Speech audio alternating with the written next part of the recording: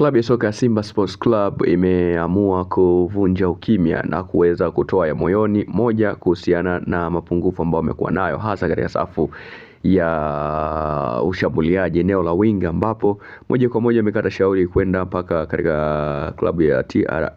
kuweza kusaka mwamba wa kweli kweli ambaye ni mtaalamu wa kazi bwana Ramadhan Chobwedo ili aje kuwa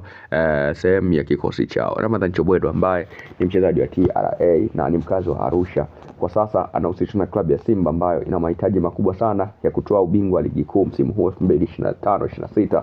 ili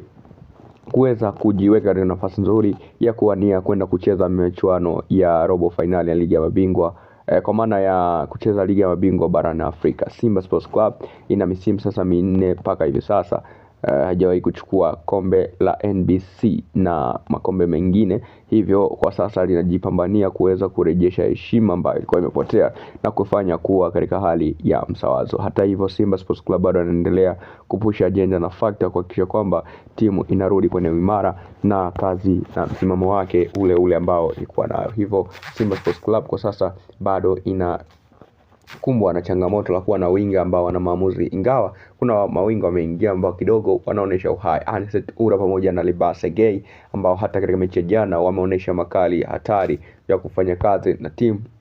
inaonekana kuimarika. Katika mechi dhidi ya Fountain Gate ambao walishinda chuma 3-1, Babao akifungwa na Anicet Ura, Lebase Gay, Eri Mpanzo, lakini kwa upande wa